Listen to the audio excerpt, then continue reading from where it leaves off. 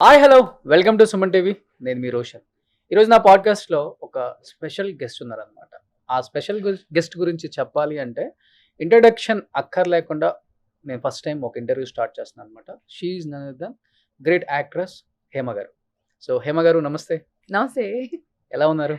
చాలా బాగున్నాను. చాలా అందంగా ఉన్నారు. థ్యాంక్ యూ బంగారం. ఆ? ఎప్పుడు ఎవర్ గ్రీన్. అంతేనా? అంతే. సూపర్. సో ఇంటర్వ్యూ స్టార్ట్ చేసే ముందు మ్.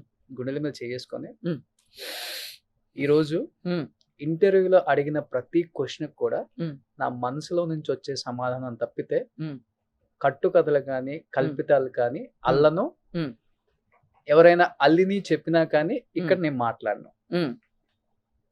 మనస్సాక్షిగా చెప్పాలి. మ్. ఓకే ఓకే చెప్తాను. అలాగే నేను కొన్ని క్వశ్చన్లు అడుగుతాను, నువ్వు కూడా నాకు ఆన్సర్ చెప్పాలి. డెఫినెట్ గా నీ మనసు మీద గట్టిగా చేసుకుని నేను అడిగిన క్వశ్చన్కి మీరు కూడా ఆన్సర్ చెప్పాలి. డెఫినెట్ గా. Okay okay done.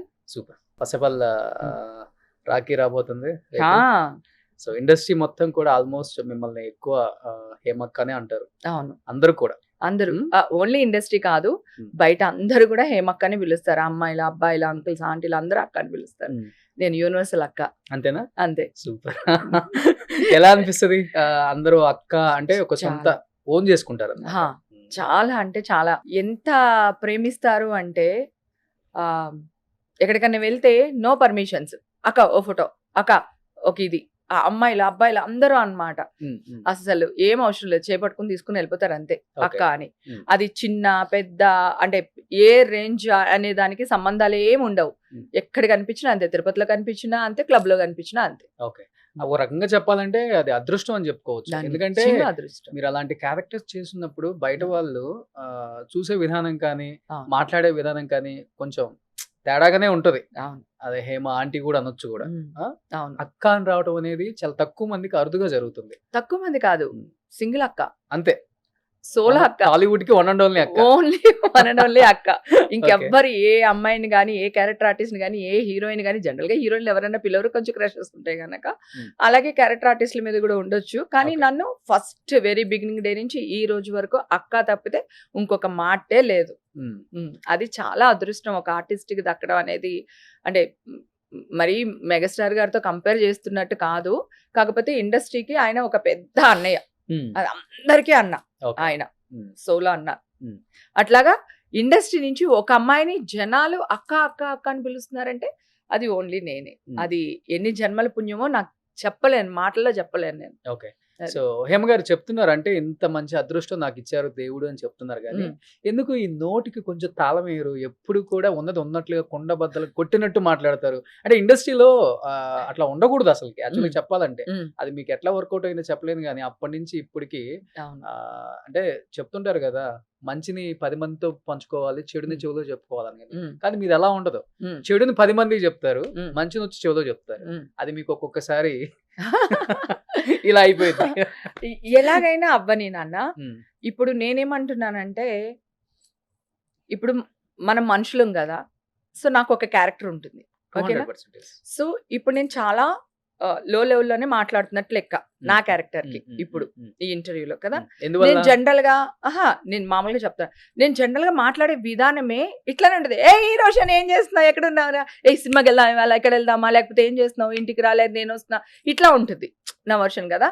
అది హై పిచ్ లో ఉంటుంది. ఓకేనా? సో అంతే తప్ప మనం గట్టిగా మాట్లాడకపోవడం అనేది ఒకటి ఉండదు. ఇంకొకటి ఏంటంటే, నేను తప్పు చేయను, అలాంటప్పుడు నేను ఎందుకు ఊరుకోవాలి? నేను నీ జోలికి రాలా, నువ్వెందుకు నా జోలికి వస్తున్నావు? నన్ను ఎవరైనా ఏమన్నా అంటే నేను ఎప్పటికీ ఊరుకోను. అది ఇప్పుడు కాదు, 15-20 ఇయర్స్ నుంచి టీవీలు ఎప్పుడైతే వచ్చినాయో అప్పటి నుంచి నేను ఇంటర్వ్యూలు ఇస్తున్నాను కదా. నా పాత ఇంటర్వ్యూలు కూడా చూడండి. నేను ఎవరి జోలికి వెళ్ళానే ఒక్క మాట తప్పుగా మాట్లాడు. నా గురించి ఎవడన్నా తప్పుగా మాట్లాడితే ఊరుకోను. నేను తప్పు చేస్తే ధైర్యంగా నేను తప్పు చేశాను, నన్ను క్షమించండి అని అడగగలను. నేను తప్పు చేయకపోతే ఎవడరా ఎదవా నా గురించి మాట్లాడుతున్నావు అని కూడా అడగగలను. రెండు నా క్యారెక్టర్సే. నా క్యారెక్టర్ ఇది, నేను ఇట్లానే మాట్లాడతా. నేను స్టార్టింగ్ నుంచి ఏంటంటే ఇండస్ట్రీలో కూడా నాకు ఇంత రిమండేషన్ కావాలి, మీకు ఇన్ని రోజులు డేట్లు కావాలి, సో నా ఇది ఇవ్వలేదు అనుకో, పీక మీద కత్తి పెట్టి నా డబ్బులు నేను తెచ్చుకోవడం నాకు అలవాటు ఇండస్ట్రీలో.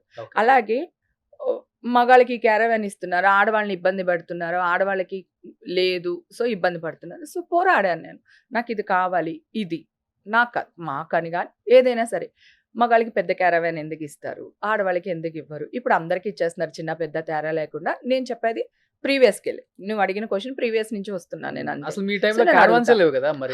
అప్పుడు క్యారివాన్స్ లేవు, చెట్ల కింద రూమ్స్ కూర్చోవడమే. ఇచ్చేవాళ్ళు. మేము వచ్చేసరికి అట్లీస్ట్ ఇళ్లలో షూటింగ్లు కదా, అన్ని ఫ్యామిలీ డ్రామాలు, మురారి ఇవన్నీ కూడా ఫ్యామిలీ డ్రామాస్ కదా. ఇళ్లలో షూటింగ్ కనుక అక్కడే ఏదో రూమ్లు ఉంటాయి. తర్వాత క్యారివాన్స్ వచ్చినాయి. క్యారివాన్ లో ఒక రూమ్ లో 2-3 ఆడవాళ్ళు అడ్జస్ట్ అవ్వాల్సి వచ్చేది అప్పట్లో. ఓకేనా? అదే మేల్ క్యారెక్టర్ ఎవరైతే ఉన్నారో వాళ్ళకి ఒక రూమ్ ఇచ్చేవాళ్ళు, అది కూడా ఫ్రంట్ డోర్, అది కొంచెం పెద్ద రూము. ఆడవాళ్ళకి ఇచ్చేది చిన్న రూమ్ అన్నమాట. అప్పుడు కూడా నేను ఆర్గ్యూ చేసేదాన్ని, మీరు అలా ఎలా చేస్తారండి, ఇంతమంది ఆడవాళ్ళు ఉన్నాము, ఆడవాళ్ళకి హెయిర్ డ్రెస్ చేసుకోవాలి, డ్రెస్ ఉంటుంది, కాస్ట్యూమ్స్ ఉంటుంది, నగలు ఉంటాయి, ఇన్ని ఉంటాయి, అసిస్టెంట్లు ఉంటారు, ఇంత ఉంటాయి కదా, కొంచెం మాకు పెద్ద రూమ్ ఇచ్చి వాళ్ళకి చిన్న రూమ్ ఇవ్వచ్చు కదా అని అడిగేదాన్ని. అప్పుడు కూడా ఆ, ఎప్పుడు తగ్గేది లేదు. ఎప్పుడు అంటే ఇది తగ్గడం కాదు, దట్ ఈస్ అంటే నా రైట్ కదా, మాకు మేము కావాలి కదా, మాకు మినిమం. కాకపోతే వాయిస్ నాదే ఉండేది. ఓకే. ఆ రూమ్ లో ఉన్న 2-3 మంచి జరిగితే వాళ్ళు కూడా షేర్ చేసుకుంటారు. తోసేస్తారా ముందుకి హేమ చూసుకుంటుందని? పాపం వాళ్ళు ఎవ్వరు తొయ్యరు. నాకే చెప్పావు కదా, నోటికి తాళం వేయవా అని. ఆ తాళం కప్పు ఎక్కడుందో తెలియదు, చెయ్యి ఎక్కడుందో తెలియదు, తాళం చెవి ఎక్కడుందో తెలియదు. మీ వారి దగ్గర కూడా లేదు? రెండు పెళ్ళయ్యాక కూడా? రెండు లేవు. ఇంట్లో తన మాట చెల్లుద్ది, ఎవరు నమ్మరు. కానీ నేను మా హస్బెండ్ అంటే నాకు చాలా ఇష్టం. నేను ఒక బిడ్డలానే చూసాను తన్ని. సో తను కూడా నాకు ఎప్పుడు ఏమి చెప్పలేదు. తనకు కావాల్సినన్ని తను అడక్క ముందే నేను ప్లేట్లో పెట్టి ముందు పెట్టేస్తాను అనమాట. అంత బాగా చూసుకుంటా మా హస్బెండ్. అది పక్కన పెడితే ఏంటంటే నా రైట్ కదా, ఇది నా రైట్, నాకు ఇది కావాలి. సో నేను జెన్యున్గా అడుగుతున్నా. దాన్ని అవతల వాళ్ళకి కాంట్రవర్సీ చేస్తే నేను ఏం చేయలేను. అలాగే అందరూ 10 రూపాయలు రెమండేషన్ తీసుకున్నప్పుడు నేను 20 రూపాయలు రెమండేషన్ అడిగేదాన్ని. సో ఏంటమ్మా అమ్మాయి అయితే ఇంతకు వస్తుంది, మరి ఆ అమ్మాయిని పెట్టుకోండి, మరి నన్ను ఎందుకు అడుగుతున్నారు? సో అట్లా నేను 3-4 షిఫ్ట్లు చేసిన రోజులు కూడా ఉన్నాయి, నిద్రపోని రోజులు ఉన్నాయి. సో ఇట్లా అన్నమాట. ఏదైనా ధైర్యంగా అడిగే మనస్తత్వం నాది. ఓకే. అట్లా ఓవరాల్ గా ఒక 500 పిక్చర్స్ చేసి ఉంటారా? 500 అబోవ్ మూవీస్ చేస్తాను. ఎప్పుడో లెక్క పెడితేనే 500 పుట్టినప్పుడు దగ్గర వచ్చారు వచ్చినాయి. ఇండస్ట్రీకి? నిజంగా భూమి పుట్టినప్పుడే వచ్చాను నేను. ఓకే. ఎందుకంటే స్టార్టింగ్ 89 నేను వచ్చింది. 89 వచ్చాను. 90లో క్షణక్షణం నేను చేశాను. పుట్ల అప్పటికి. పుట్టి ఉండకపోవచ్చు, కరెక్ట్. ఆ, సో అప్పటి నుంచి ఇండస్ట్రీలోనే ఉన్నాను. అప్పటి నుంచి నాది ఎదిరిచ్చే మనస్తత్వమే, ఓకే. నాకు ఇది కావాలి, చిన్నప్పటి రైట్. నుంచి ఉన్న నైజం కూడా అదేనా హేమ గారు? నైజం అంటే చిన్నప్పుడు ఊళ్ళో కూడా ఇలాంటివి చాలా ఇంటర్వ్యూలో కూడా చెప్పాను. ఎవరైనా మా అక్కల జోలికి వాళ్ళ జోలికి వచ్చి వెనకాల పడటం ఇట్లాంటివి చేస్తే పడిపోతాయి వాళ్ళకి. వెళ్ళి కొట్టేసి వచ్చేయడమే. ఓకే. అసలు మళ్ళీ దాంట్లో ఎలాంటి డోకా ఉండదు. ఓకే. ఊరంటే ఇష్టం నాకు. ఊర్లో నా పరువు పోవడం అసలు ఇష్టం ఉండదు. చిన్నప్పుడు ఇక్కడికి వచ్చినప్పుడు కూడా హీరోయిన్గా ట్రై చేయలేదు. ఒకవేళ ఇక్కడ నేను సక్సెస్ అవ్వలేదు, మళ్ళీ తిరిగి ఊరికి వెళ్ళిపోయాము అనుకో, మన ఊర్లో సంగతి తెలుసు కదా. ఇప్పుడు ఇంకా చాలా పాపం అందరూ డెవలప్ అయిపోయారు. అప్పుడు ఎలా ఉండేదంటే వెళ్ళారురా తల్లి కూతుర్లు ఇద్దరునే, అయిపోయింది, వచ్చారు దుకాణం సర్దుకుని, ఇట్లా మాట్లాడతారు. అని మాట్లాడతారో లేదో పక్కన పెట్టు, నా మనసులో నా మైండ్లో ఉన్నది ఆ చిన్న వయసులో, ఆ 14-15 ఏళ్ల వయసులో నేను పెట్టేసుకున్నాను. సో ఎలా అయినా సక్సెస్ అయ్యే వెళ్ళాలి, కానీ ఎవ్వడికి తల వంచకూడదు. అయితే మీరు కూడా ఖడ్గం సినిమాలో సంగీత గారు వచ్చినట్టు వచ్చేసారు? అంతే, అమ్మని తీసుకుని వచ్చాను. సుమన్ టీవీలో మీ పర్సనల్ అండ్ బిజినెస్ ప్రమోషన్స్ కోసం కింది నెంబర్కి కాంటాక్ట్ చేయండి.